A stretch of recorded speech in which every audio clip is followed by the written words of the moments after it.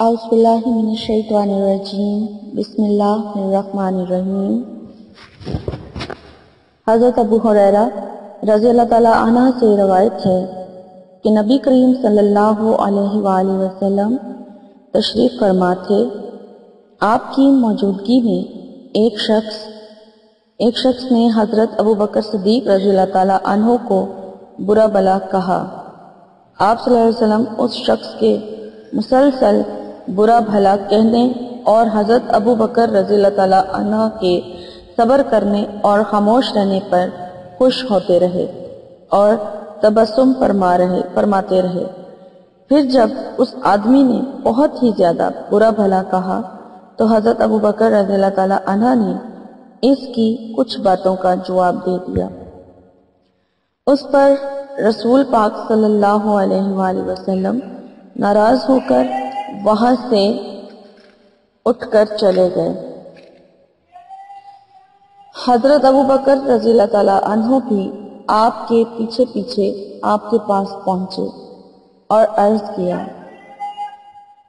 یا رسول اللہ، جب تک وہ شخص مجھے برا بھلا کہتا رہا آپ وہاں تشریف فرما رہے، پھر جب میں نے اس کی کچھ باتوں کا جواب دیا تو آپ ناراض ہو کر اٹھ گئے۔ رسول اللہ صلی اللہ علیہ وآلہ وسلم نے ارشاد فرمایا، جب تک تم خاموش تھے اور صبر کر رہے تھے تمہارے ساتھ ایک فرشتہ تھا جو تمہاری طرف سے جواب دے رہا تھا، پھر جب تم نے اس کی کچھ باتوں کا جواب دیا تو وہ فرشتہ چلا گیا اور شیطان بیچ میں آ گیا، اور میں شیطان کے ساتھ نہیں بیٹھتا، لہٰذا میں اٹھ کر چل دیا۔ اس کے بعد آپ صلی اللہ علیہ وآلہ وسلم نے ارشاد فرمایا، ابو بکر، تین باتیں ہیں جو سب کی سب بالکل حق ہیں۔ جس بندے پر کوئی ظلم یا زیادتی کی جاتی ہے اور وہ صرف اللہ تعالیٰ کے لیے اس سے درگزر کر دیتا ہے اور انتقام نہیں لیتا تو بدلہ میں اللہ تعالیٰ اس کی مدد کر کے اس کو قوی کر دیتے ہیں، اور جو شخص صلح رحمی کے لیے دینے کا دروازہ کھولتا ہے اللہ تعالیٰ اس کے بدلے میں اس کو بہت زیادہ دیتے ہیں، اور جو شخص دولت بڑھانے کے لیے سوال کا دروازہ کھولتا ہے اللہ تعالیٰ اس کی دولت کو اور بھی کم کر دیتے ہیں۔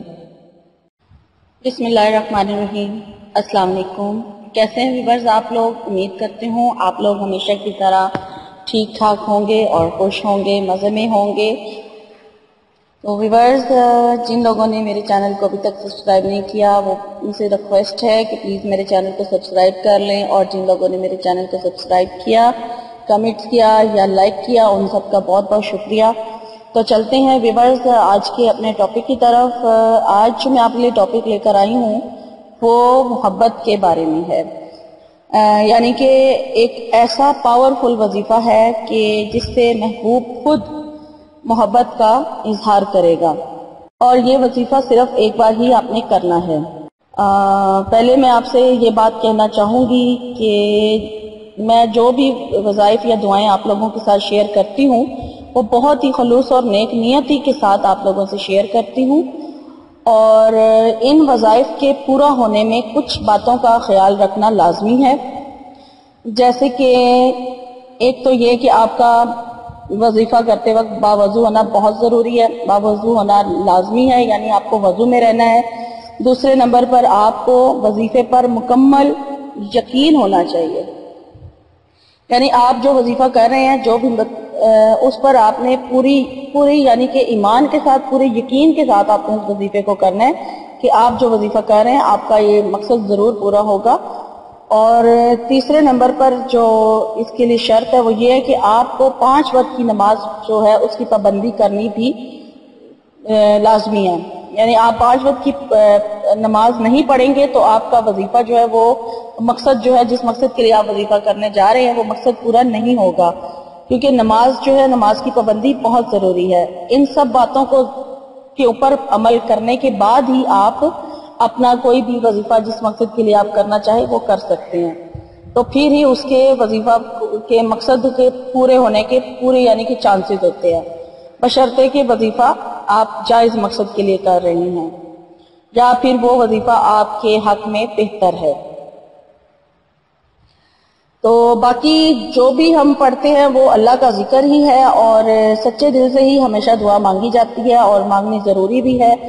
اور میری دعا یہ ہے کہ اللہ تعالیٰ آپ کی سب جائز خواہشات کو، دعاؤں کو پورا کرے، قبول فرمائے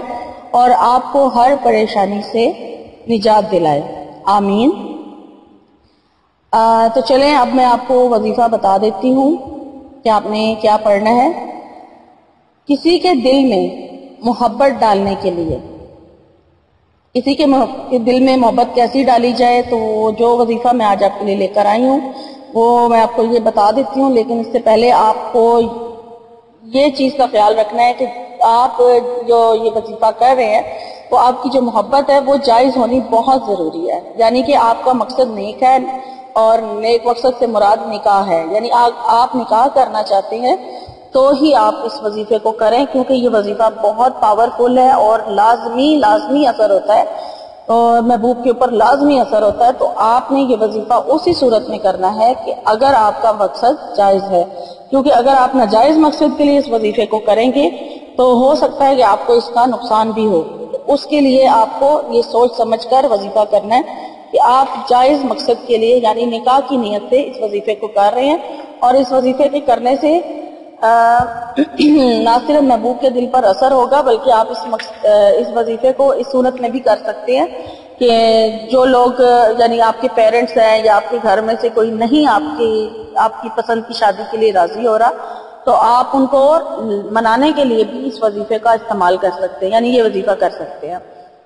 تو آپ کے گھر والے بخوشی راضی ہو جائیں گے اور آپ کی شادی جو ہے وہ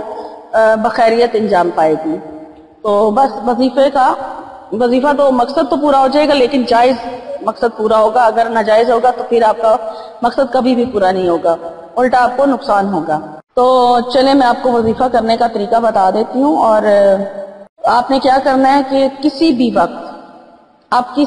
وقت وضو کر لیں، اور بس زوال کا ٹائم نہیں ہونا چاہیے، اس کے علاوہ کوئی بھی ٹائم آپ لے سکتے ہیں۔ آپ نے کسی بھی ٹائم پر وضو کر لینا ہے، وضو کر کے آپ سب سے پہلے تو درود شریف پڑھیں، جتنا آپ پڑھ سکتے ہیں، لیکن طاق تعداد میں آپ نے پڑھنا ہے۔ درود ابراہیمی پڑھ لیں، زیادہ بہتر ہے۔ درود ابراہیمی پڑھنے کے بعد آپ پڑھ سکتے ہیں، طاق تعداد مطلب 3 بار پڑھ لیں، 1 بار پڑھ لیں، 3 بار پڑھ لیں، 5، 11 یا اس سے بھی زیادہ تعداد میں آپ جتنا پڑھ سکتے ہیں آپ پڑھیں۔ درود شریف پڑھ لیں۔ درود شریف پڑھنے کے بعد آپ نے طاق تعداد میں ہی یہ آیت پڑھنی ہے، وہ آیت میں آپ کو بتا دیتی ہوں۔ اس آیت کو آپ نے طاق تعداد میں پڑھنا ہے، اور وہ آیت یہ ہے کہ آپ نے پڑھنا ہے ان اللہ یسمع من یشاء۔ ایک بار پھر سن لیں، ان اللہ یسمع من یشاء۔ یہ آیت جو ہے آپ نے طاق تعداد میں پڑھنی ہے، اور یہ بہت پاورفل وظیفہ ہے۔ میں نے اس وظیفے کو کئی لوگوں کو کرتے ہوئے آزماتے ہوئے دیکھا ہے، اور میں اس لیے آپ لوگوں سے شیئر کر رہی ہوں کہ یہ وظیفہ بہت پاورفل ہے اور بہت اثر کرتا ہے۔ تو آپ بھی مہربانی، آپ سے بار بار یہی ریکویسٹ ہے کہ پلیز جائز مقاصد کے لیے کیجیے گا، ورنہ نقصان ہو سکتا ہے۔ تو باقی اس وظیفے کی اجازت میرے تمام سبسکرائبر کو ہے، جنہوں نے میرے چینل کو سبسکرائب کیا ہوا ہے، ان سب کو میں اس وظیفے کی اجازت دیتی ہوں، وہ کر سکتے ہیں لیکن جائز مقصد کے لیے۔ اگر آیت آپ کو دوبارہ میں ریپیٹ کر دیتی ہوں، ان اللہ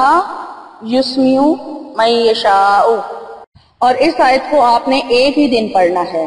اور وہ بھی طاق تعداد میں، اور کم از کم آپ نے اس کی تعداد آپ نے کم از کم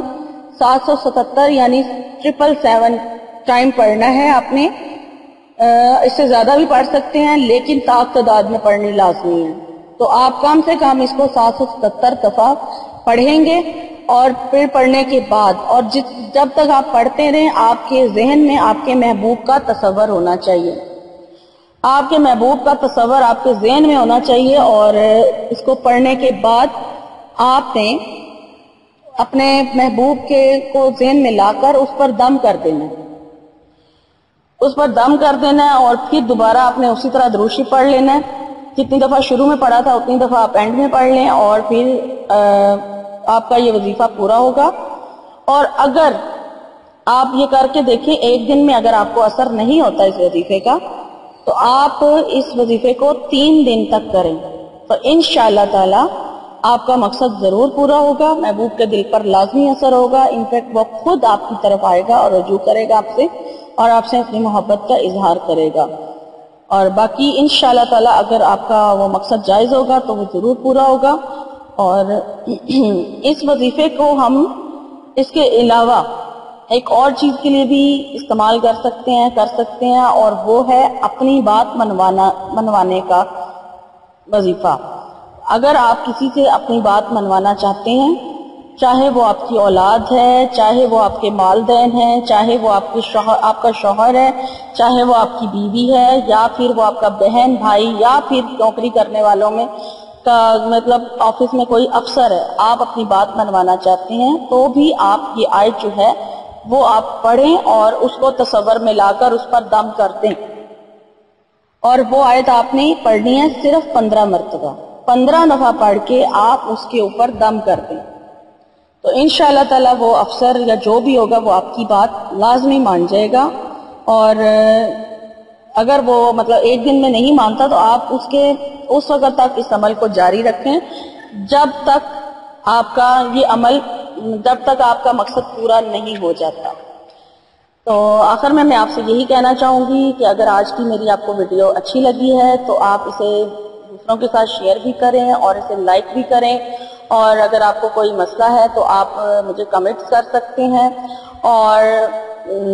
آپ میرے چینل کو سبسکرائب کر لیں تاکہ آپ کو میری روز کی ویڈیوز ملتی رہیں. اور مجھے لیلا کو اپنی دعاؤں میں یاد رکھیے. اور اب مجھے اجازت دیں، آپ سے نئی ویڈیو میں میری ملاقات ہوگی انشاءاللہ. اپنا خیال رکھیے گا. اللہ حافظ.